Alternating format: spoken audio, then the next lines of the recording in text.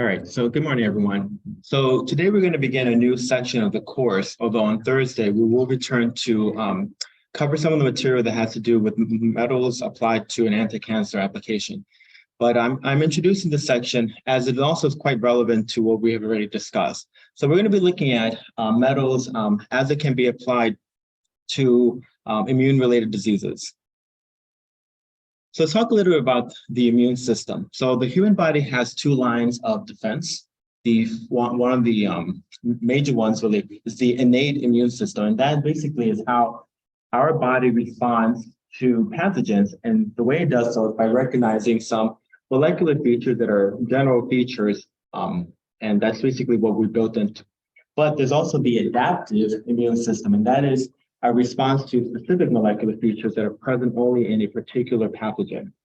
And so the idea is that our body will work to eliminate or at least neutralize these pathogens by binding with them and then basically playing a role in terms of removing them from the body or from causing harm. So this is just a visual depiction of the innate immunity, also adaptive immunity, and the type of cells that partake in these two systems. And so we're just looking at this idea of a molecular recognition. And so you have this pathogen-associated molecular pattern. So these are PAMP or PAMP.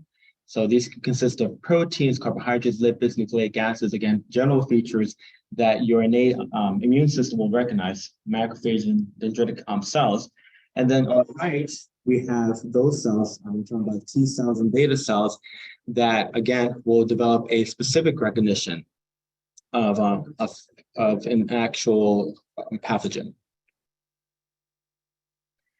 But the thing is the challenge of identifying pathogens, and I'm going to lead into this idea of how this can lead into an autoimmune condition, which is basically how your body starts to attack itself, right? So this is how does the body identify pathogens in such a way that it can distinguish from our regular, cells?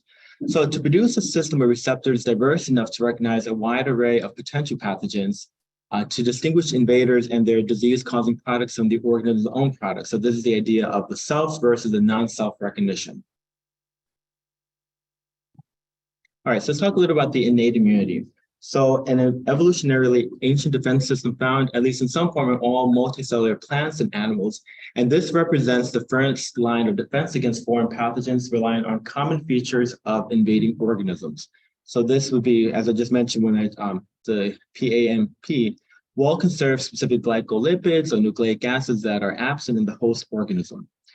Components of the innate system consist of the epithelial lining that surrounds host cells, specialized cells called phagocytes that can ingest and destroy pathogens via the process known as phagocytosis. So these particular proteins, the toll-like receptors, or abbreviated as TLRs, they are among different families of receptors expressed on antigen-presenting sentinel cells, these macrophages, dendritic cells, that can recognize specific features present in most pathogens. These are found on cell membranes or internal organelles, and they have common features. So here we have a representation, cartoon representation of a toll-like receptor. So this is just review some of the features here. So you have the large extracellular domain, just depicted here. So this domain consists of leucine-rich repeats, or LRRs, each with 20 to 30 residues, of which about 6 are leucine. And so this region here of the extracellular domain is capped by a cysteine-rich domain, so that's just depicted in yellow here. And it has a single transmembrane helix, and then an intracellular signaling domain that's a docking site for other proteins. So just the representation of the domain, which serves as a docking site. So here's just a representation of the leucine-rich repeat. So we're looking at just this structure, which is the beta strand, and we're focusing on one part of it. So here you can see the depiction of that leucine-rich repeat. And so we're looking at the extracellular domain. The LR units come together to form a central parallel beta sheet that curls to form a concave structure. Within the single leucine-rich repeat unit, the leucine residues form a hydrophobic core.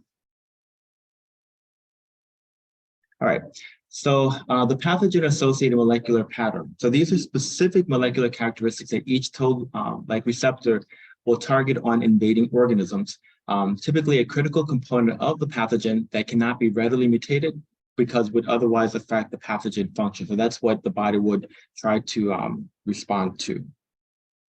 So this table here gives us a summary of the different toll-like receptors. So we have here listed 1 through 11, where they're localized.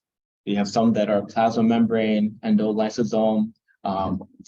So we have the type of molecular recognition. So it's triazo lipoproteins, a double-stranded RNA, and so forth. And then what is the source of the PAMP? So you have these microbes, bacteria, viruses, parasites. You even have the some cases, the cells that I was mentioning to you.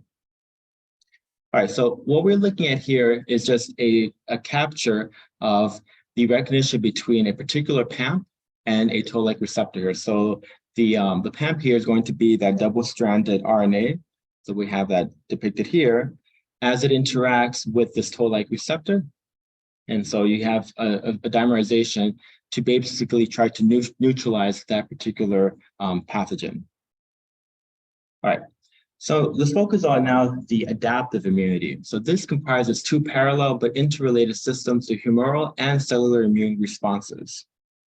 All right, so the humoral immune response consists of soluble proteins called antibodies. These are the immunoglobulins. So these are pretty concentrated in our body, in our blood. Function as recognition elements that bind to foreign molecules and serve as markers signaling foreign invasion. So basically, they serve as just tagging something for recognition by the beta cells or the T cells to remove. So they're secreted by plasma cells, which are derived from B lymphocytes, also referred to as the B cells. So a foreign macromolecule that binds selectively to an antibody was referred to as an antigen. The specific affinity is not for the entire macromolecular antigen, but for a particular site on the antigen called the epitope. So each B cell produces just one type of antibody that can recognize a single epitope. The immune system generates more than 10 to the 8 different antibody proteins.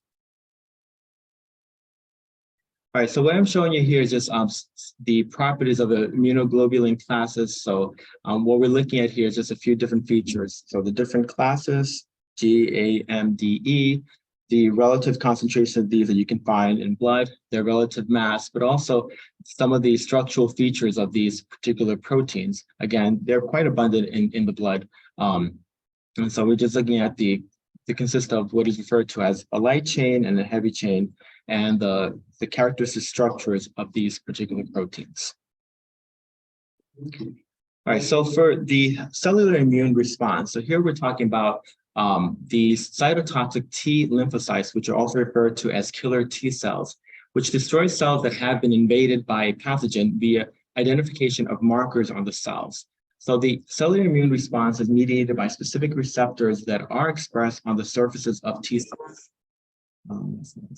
Because intracellular pathogens do not leave markings on the exteriors of infected cells, vertebrae have evolved the mechanism to mark the exterior cells with a sample of interior contents, both self and foreign. All right, so here we have just a depiction of this. So what we're looking at here is just this interaction between the T cells. And so specifically, some of the internal proteins are broken into peptides. So that's going to serve as something that can mark that there's a presence of an invasive pathogen. So which are then bound to a complex of integral membrane proteins.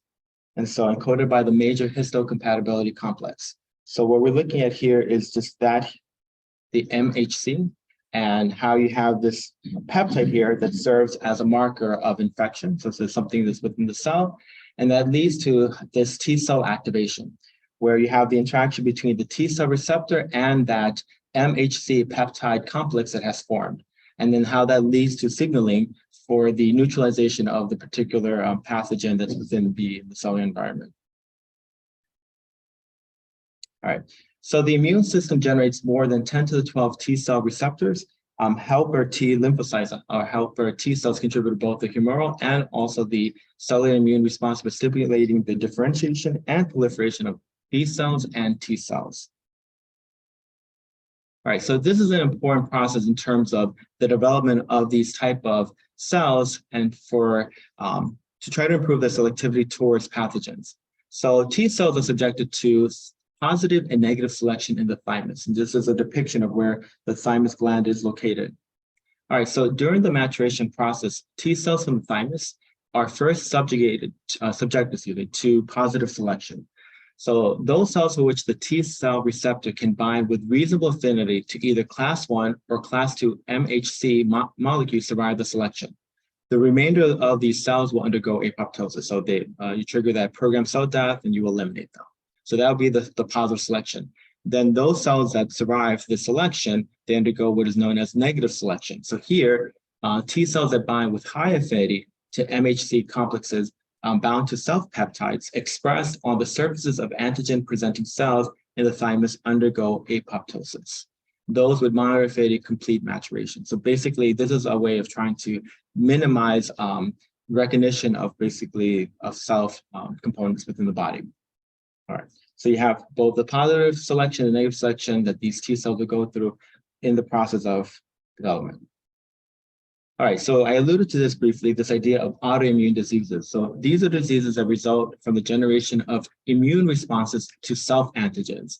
So even though we do have this positive and negative selection process, unfortunately, failures do arise. And so you have autoimmune diseases, which include insulin-dependent diabetes mellitus. And so that was something that has more recently been recognized as part of the profile of diabetes, certain types. So our perception of type 1 and type 2, when we'll discuss this literally in the course, is not as clear-cut anymore. So it's known to be something that can be related to the immune system. We also have multiple sclerosis and rheumatoid arthritis. So they result in damage to selective tissues that express the antigens. In many cases, the causes are unclear. So in some cases, infectious organisms such as bacteria and viruses may play a role. So infection may lead to the generation of antibodies and T cells that react with different epitopes from the infectious organism. But if one of the antigens closely resembles a self-antigen, that can result in an autoimmune response, as it could be hard to distinguish between the self-antigen versus the one that was created from the pathogen. All right, so this is an article that talks a little about the role that certain heavy metals can play in terms of autoimmunity. All right, so as we already have seen, we know that metals can play a beneficial, detrimental role in different components of life, but we're going to look a bit about that with respect to the immune system. And so here we're going to look at the context of metals being essentially something that can invade the body. And we're namely talking about the transition metals, mercury, silver, and gold. And so these are metals that are softer. And so that soft acidic property is actually critical to how they participate in the rise of autoimmune conditions. So they have the capacity to induce changes in cells of the immune system. Mercury is a metal most known to trigger an autoimmune effect. So it turns out that mercury is ubiquitous, which means that it is prevalent in the environment. It is a major pollutant, although it has been used biomedically, so you can find them, but this is probably older, not so currently in dental amalgams, cosmetics, vaccine preparations, found in preservatives and fumigants.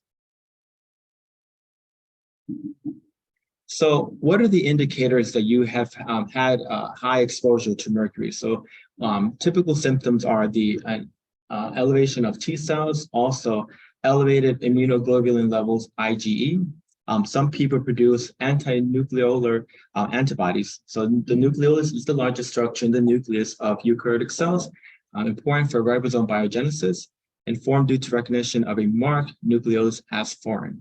So somehow the interaction between the metal and this nucleolus is now perceived as being foreign, even if it was something that is obviously innate to the body.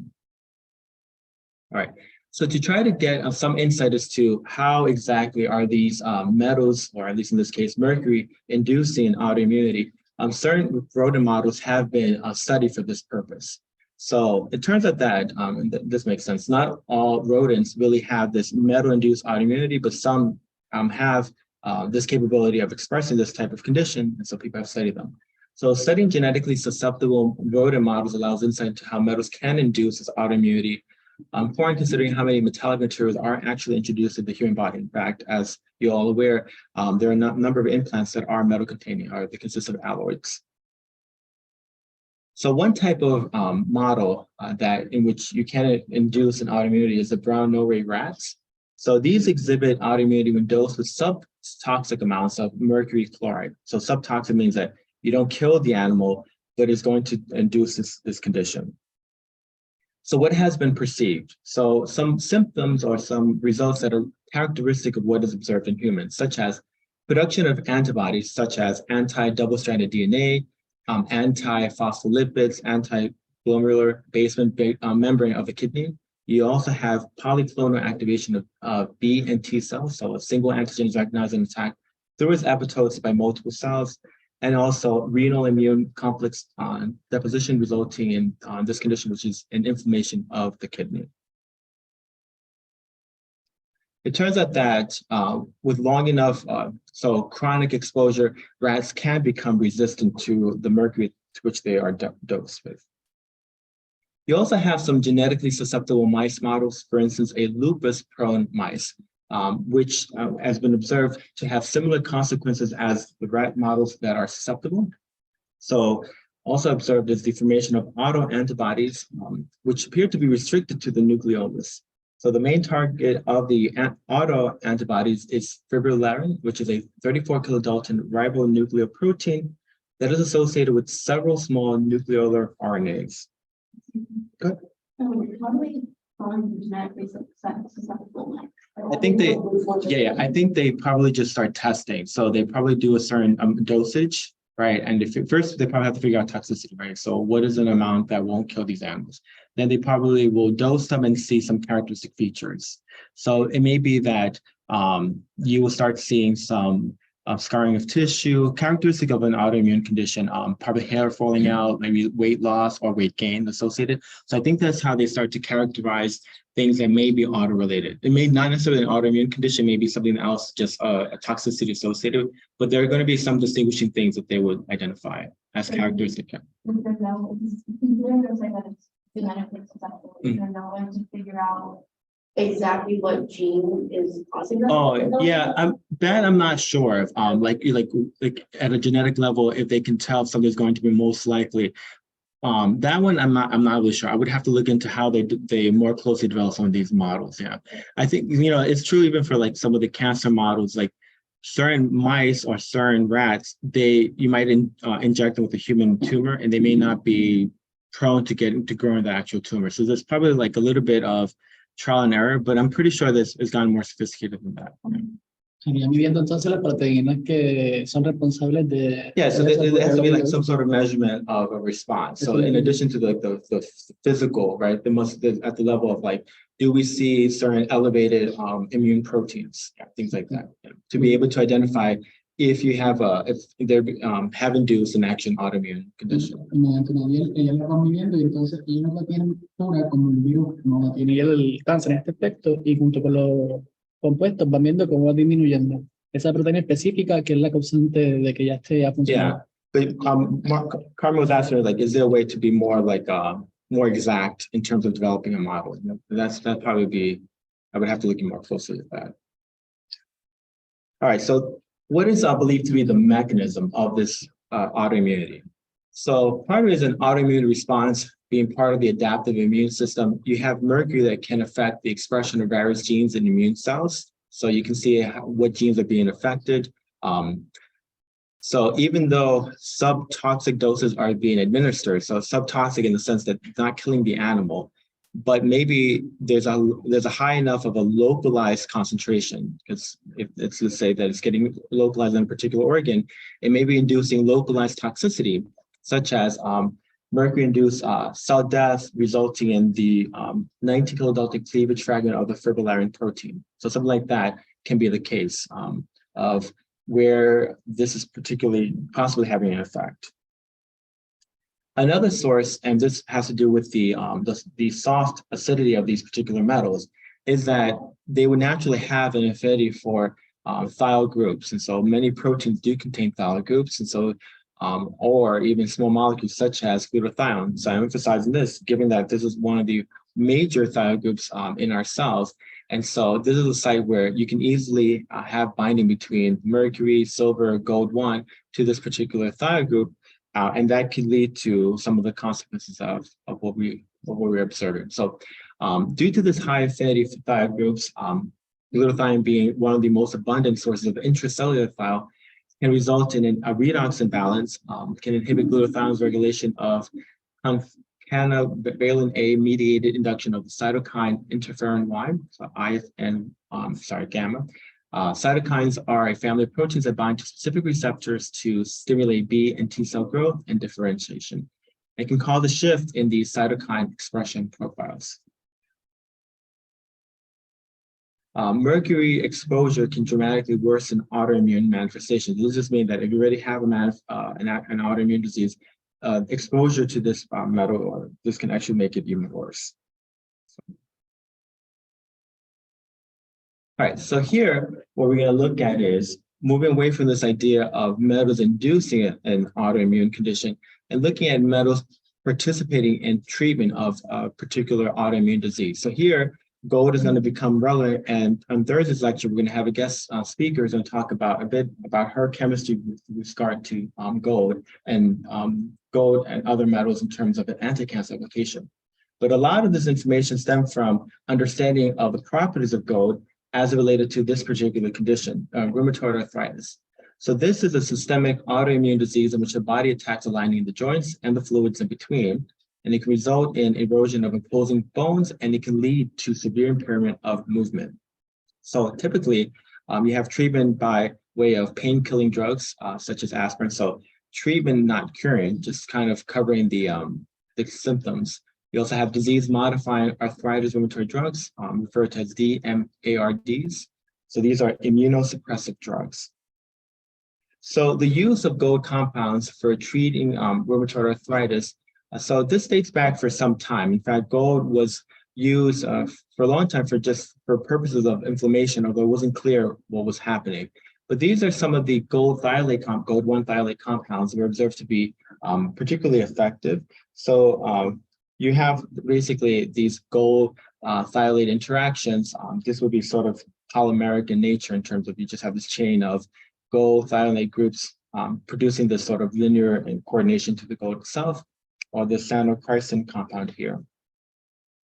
So as we were referring in our last lecture with regards to gold and its role of, as an anti-cancer agent, well, it stemmed from aranophen being one of the lead compounds that for purposes of the treatment of rheumatoid arthritis. So this is something that was FDA approved in the 80s for oral administration. And so it would seem to be a compound that was an improvement over these previous compounds that are shown here, given that it has results in reduced nephrotoxicity, so disease of the kidney, as a consequence of less excretion through the kidneys, and also a reduction in the retention of gold within the kidneys. And so here, as we discussed previously, is the composition of that particular compound, where you have coordination to the thiol group from the glucose, and then also to the phosphine, this triethylphosphine group. So in terms of understanding how this compound can work in terms of its anti-rheumatoid arthritis. So in our previous lecture, we talked about how this compound speciates and how it's believed to have an effect for an anti-cancer purpose. Well, that's also going to be relevant here, but the difference is in terms of the speciation over time. So in the case of anti-cancer, is a speciation that has to do with how quickly it behaves in terms of once it gets inside the cellular environment.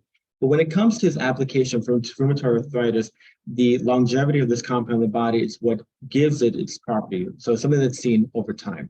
So the effects are slow to become apparent. In some cases, it was observed that at least 1 year due to the slow accumulation throughout the body. So that's quite a long time to see any effect.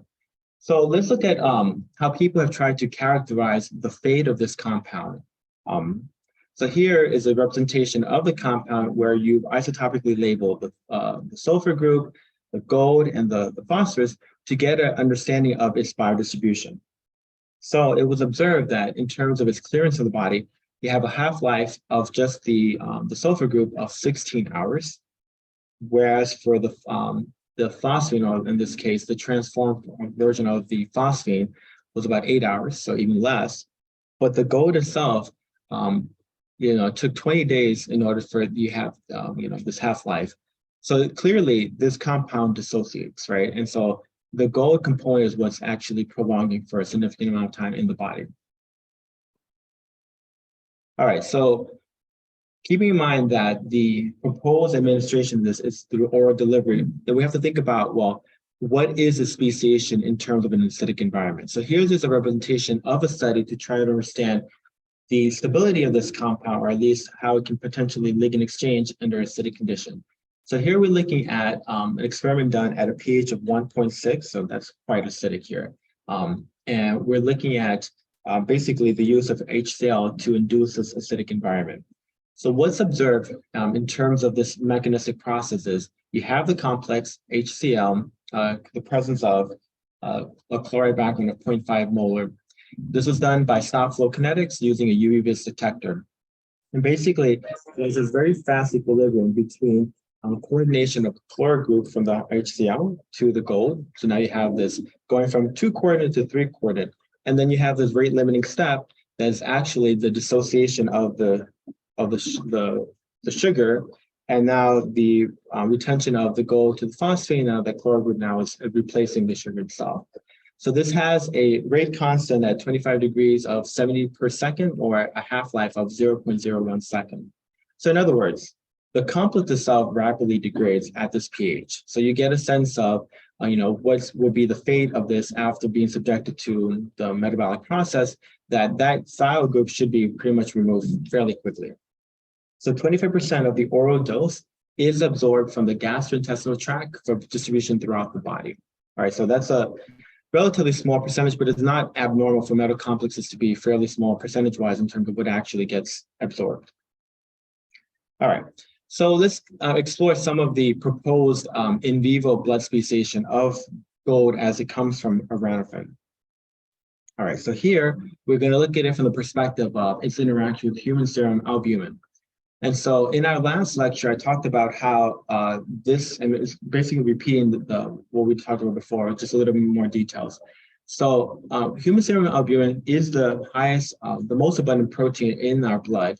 And it does have a number of sulfur groups, but the majority of these are in the form of disulfide bridges. So technically speaking, once already coordinated like this, you don't necessarily have a very strong metal binding interaction. There is indication that metals could bind to these type of bonds.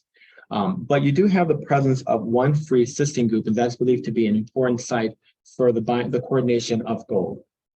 And so it has been observed that gold phosphine will coordinate to that free cysteine, okay? And as we already expected, this group over here is quite labile, so that gets removed. And so clearly, even at the level of just the metabolism of it, that would have been removed prior to even entering to the bloodstream. All right, so you have now this coordinated to the cysteine. And so this is seen to be something at a pH of 7.2 as fairly quick. So we're looking at the kinetics of this. Here's the rate equation. And so looking at the rate constant and the half-life, you have something of about 16 hours of that, the formation of this complex between the gold and the cysteine from human serum albumin. All right, so that forms, and that can contribute to the distribution of this metal. So as I've mentioned to you previously, a number of people will study the interaction of different drugs to this protein, as albumin actually can play 2 different roles when it comes to drugs. It can elongate the lifetime of the drug in the body, or it can serve as basically clearing the body of that drug, as it also has that function. But another contribution to the speciation is the presence of the cyano group that's present in our body, in our blood. So that also has affinity for gold, and is believed to contribute to some extent to some of the speciation of the gold, where you have the formation of this gold cyano complex with a relatively high log beta value. But even the formation of this complex still will enable an interaction with human serum albumin, so it doesn't negate that complexation can occur.